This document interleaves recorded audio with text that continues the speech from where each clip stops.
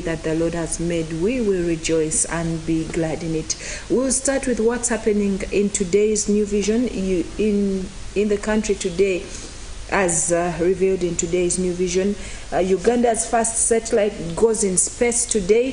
They bring you Ugandan engineers who have successfully completed their work on Pearl of Africa's Sat-1 and handed it over to Japan Aerospace Exploration Agency for final testing. The engineers were sponsored by government to study aerospace engineering in Japan 3 years ago. This is great news for Uganda, and congratulations to Uganda. The satellite is scheduled to lift off from NASA Center. Details are in today's New Vision on page 7. Moving on, the First Lady challenges men on parenting. The First Lady, who is also the Minister for Sports and Education and Sports, Mrs. Janet Museveni, has launched the Family Focus during the Life Ministry Leadership Forum at Makerere University Freedom Square. This happened last Saturday. Moving on, in court, IGG hands bricklayer over 1.9 billion shillings, and Kingfisher oil rig installation commences, and also Uganda Air Force bombs ADF main camp. It's in today's New Vision. And also in today's New Vision, there are over 140 jobs and tender offers. There are opportunities at Montegiel, Lifeline International Hospital, Hallmark Marketing, and UNOC, among others. Get yourself a copy and see where you can get yourself a job, as there are a number of opportunities. In the Daily Monitor today, Uganda bombs new ADF camps in Congo.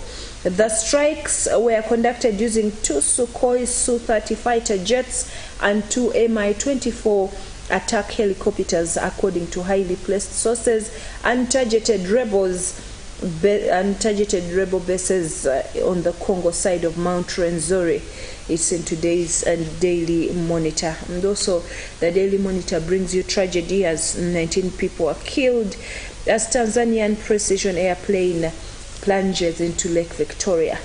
And also in other news, Bamgemereire Kutana reconcile. This comes 3 years after the duo fell out following a verbal outburst during an appearance in the Commission of Inquiry into Land Matters. In other news, Archbishop condemns abductions.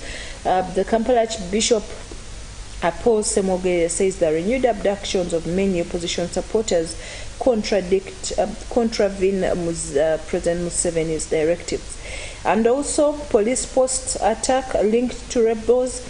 Police say the preliminary investigation show that a rebel outfit called Coalition for Change was behind the raid in Luwero district. Details are in today's Daily Monitor. The Daily Monitor also has job opportunities. Get yourself a copy. And because of time, we are going to go straight into our international news update. A Tanzanian passenger plane has crashed into Lake Victoria as it attempted to land in the lakeside town of Bukoba, killing at least 19 people. Of the 43 people on board, there were 24 survivors, according to the operator Precision Air. The 2 pilots initially survived and managed to speak to local officials from the cockpit, but the Prime Minister says they may have died since. The plane crashed near the shore at the end of the Bukoba Airport runway. Rescuers were able to wade through the water to bring some out of those still inside the plane to safety. Abdul Nuri was at the airport waiting for the return flight to Tanzania's biggest city, Dar es Salaam, when he saw the plane plunge into Africa's largest lake. Moving on, heavy gunfire has been heard after rebel fighters stormed the Ethiopian town of Nekemte, according to residents. Oromo Liberation Army militants entered the city at dawn yesterday and opened fire on government security forces, said according to one resident who asked not to be named for his safety. The authorities have not yet commented on the reports. However, the press attempts to reach the mayor and security forces in the city were unsuccessful.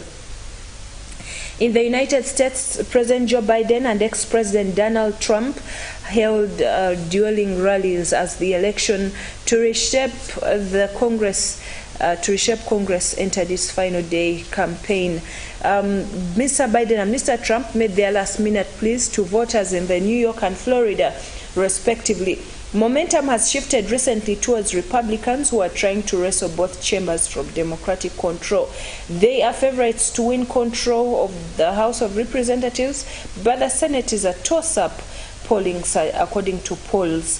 Winning one chamber would severely hinder President Biden's legislative agenda.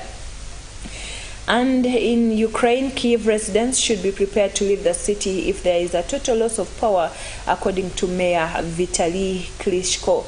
In recent weeks, millions of Ukrainians have intermittently been left without electricity and water as Russian airstrikes target vital infrastructure.